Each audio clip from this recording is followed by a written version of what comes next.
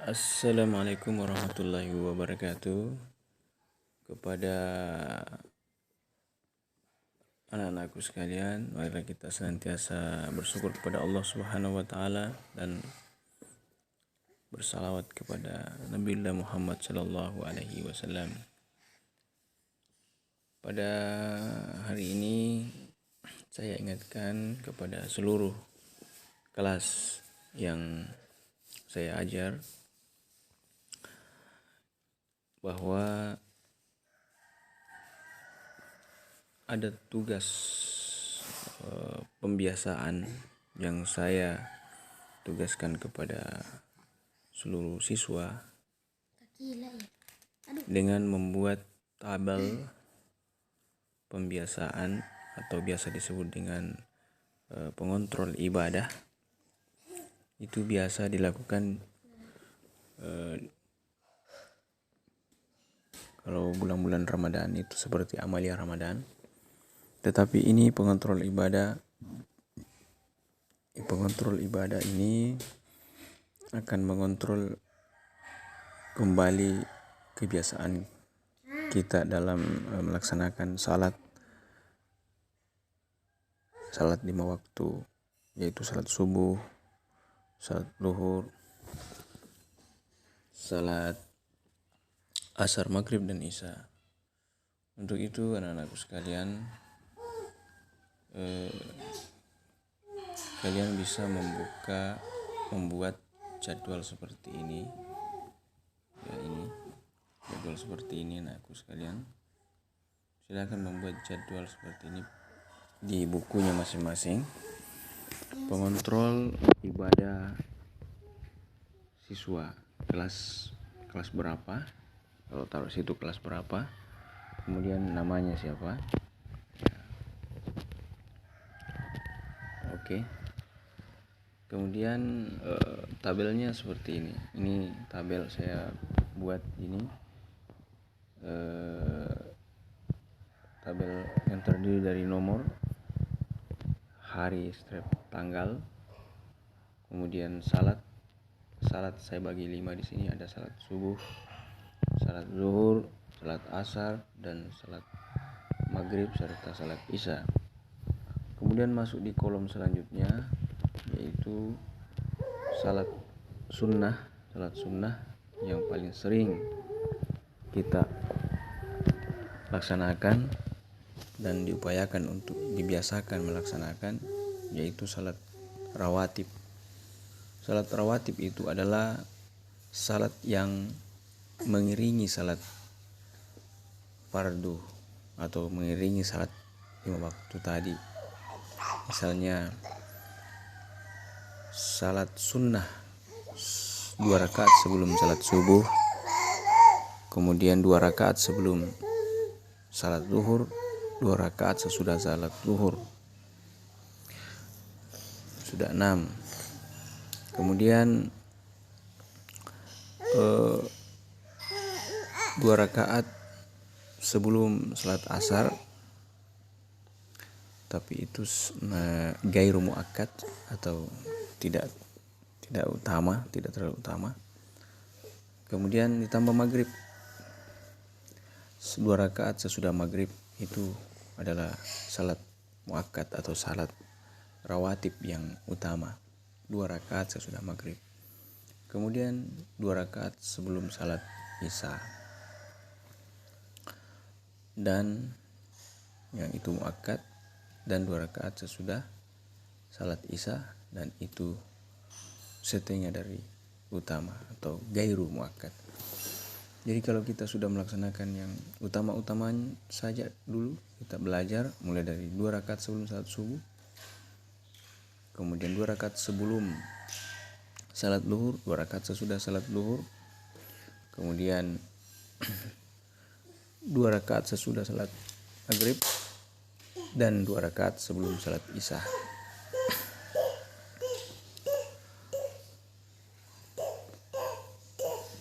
Ya, kalau bisa juga 2 rakaat sesudah salat isya. Ya, kita sempatkanlah untuk melaksanakan salat rawatib ini, karena ini akan berpengaruh kepada kualitas ibadah salat wajib yang kita laksanakan. Dia akan menutupi kesalahan yang terdapat dalam salat wajib. Misalnya kurang konsentrasi atau ada sesuatu yang terlupa sedikit, kecuali yang rukun. Kalau rukun yang terlupa tentu kita sujud sahwi. Ya. Kemudian salat sunnah duha, salat duha itu usahakanlah kita salat duha 2 rakaat minimal, 4 rakaat atau 8 rakaat atau bahkan 12 rakaat. Barang siapa yang salat duha 2 rakaat, maka sama dengan bersedekah sejumlah dengan ruas-ruas yang ada pada tubuhnya, yaitu 360 ruas. Sama dengan bersedekah dengan 36 ruas. Maka cukuplah itu sedekah mencukupi dalam satu hari itu. Kemudian siapa yang salat duha juga akan mendatangkan rezeki, akan membuka pintu-pintu rezeki. Begitu juga dengan salat sunnah tahajud, usahakanlah salat tahajud walaupun 2 rakaat. Itu maka Allah Subhanahu wa taala, Tuhan kita, akan menolong kita dalam menyelesaikan masalah hidup, akan memberkahkan kehidupan kita, keluarga kita, dan kita akan dimudahkan oleh Allah Subhanahu wa taala serta dibimbing oleh Allah Subhanahu wa taala dalam menjalani hidup. Kemudian usahakanlah dalam satu hari itu kita ketemu dengan Al-Quran, tadarrus Al-Quran. Khususnya setelah salat maghrib, anak-anakku saya sarankan agar mematikan channel televisinya sampai waktu Isya. Apa dipakai di sana? Yaitu salat maghrib, kemudian membaca Al-Quran. Ya, mungkin 1 atau 2 halaman. Ya, kalau bisa lagi kita hafal-hafal. Yang bagus juga sesudah salat asar tidak ada kegiatan, atau salat Isya kita sempatkan 1 halaman, 2 halaman. Jadi anak-anakku sekalian yang saya banggakan dan saya cintai, kita tulis di situ awal mengaji kita di surah misalnya surah Al-Baqarah ayat 1, kemudian akhirnya itu surah Al-Baqarah ayat misalnya ayat 30 atau ayat berapa saja. Jadi setiap kita membaca, kita ada awal dan ada akhir. Kemudian supaya lebih orang tua juga turut mengingatkan, maka di situ ada TTD atau tanda tangan orang tua, atau kalian yang tinggal di rumah wali, ada omnya, bisa keterangan itu apabila mungkin ada halangan bagi perempuan atau perempuan yang biasa halangan, ditaruh di situ halangan, maka pada saat halangan maka tidak ada kegiatan. Ya, mungkin demikianlah ini lembar pembiasaan, tolong disiapkan karena ini adalah format atau penilaian saya sarankan supaya selalu terkontrol, maka laporan ini bisa kita laporkan setiap minggu, setiap pertemuan. Jadi 1 kali 1 minggu kita ketemu di jadwal roster itu, atau bergeser sedikit karena ada sesuatu misalnya, maka kita bisa tampilkan itu sebagai bahan penilaian bagi penilaian pembiasaan saya di pendidikan agama Islam. Terima kasih anak-anakku semua. Semoga dengan jadwal ini kita bisa lebih berdisiplin, tepat waktu dalam salat bersama dengan orang tua. Usahakan salat secara berjamaah, karena nilai pahala salat berjamaah itu dibandingkan salat sendiri adalah 1:27 derajat. Kemudian Allah lebih senang kalau berjamaah. Walaupun tidak sempat ke masjid, usahakan berjamaah di rumah. Dan saya menginginkan kepada anak-anakku semua, siswa-siswaku semua, jadilah orang-orang yang senantiasa berada pada garis depan untuk melakukan perintah Allah Subhanahu wa taala. Apa yang diperintahkan oleh Allah Subhanahu wa taala, maka lakukanlah segera. Dan apa yang dilarang oleh Allah Subhanahu wa taala, maka jauhilah sesegera mungkin. Usahakan selalu menjaga waktu-waktu, kesempatan-kesempatan yang diberikan oleh Allah Subhanahu wa taala kepada kita dengan mengisi amal-amal ibadah yang berguna. Karena kehidupan ini adalah untuk ibadah.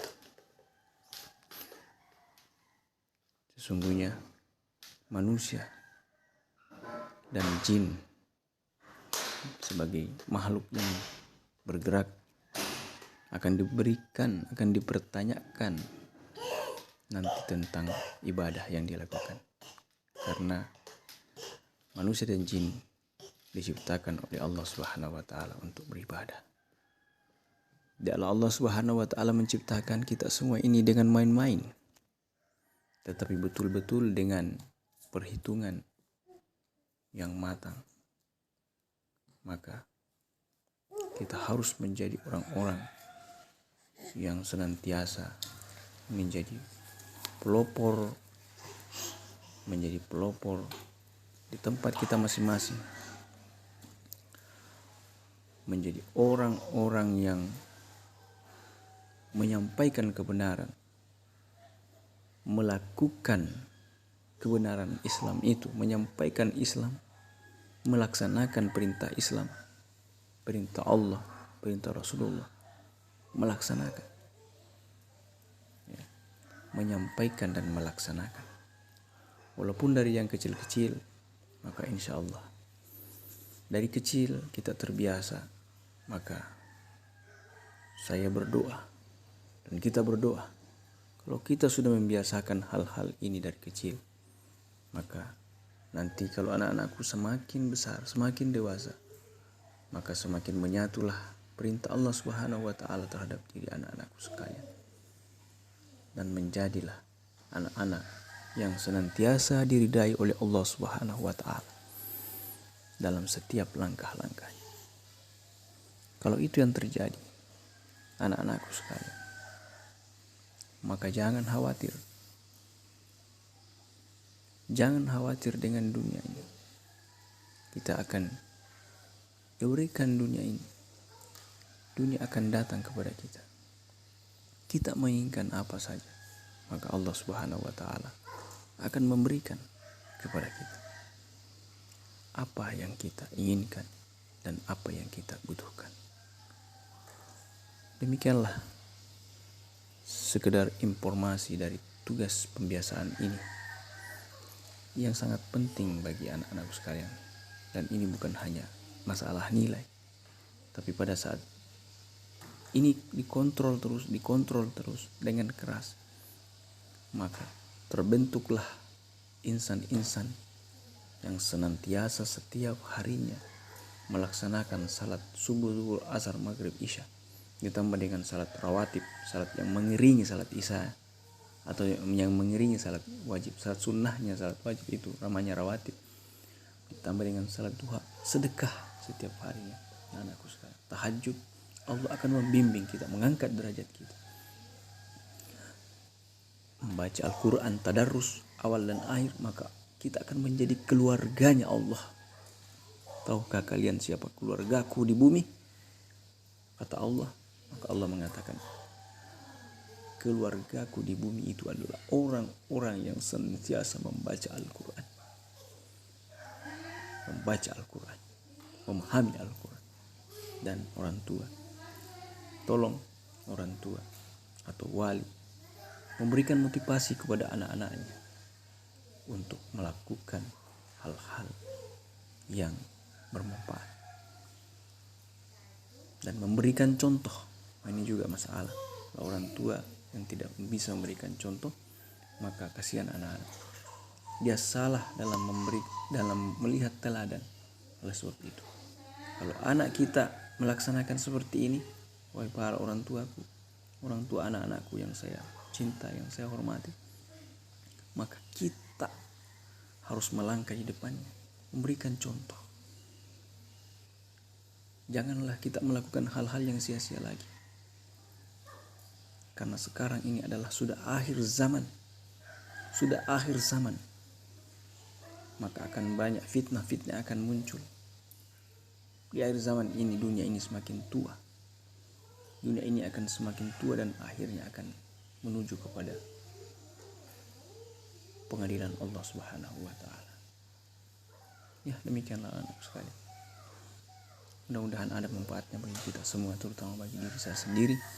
Kita memohon kepada Allah agar senantiasa dilindungi, diberikan petunjuk oleh Allah Subhanahu wa taala. Allahumma salli ala sayyidina Muhammad wa ala alihi wasallam.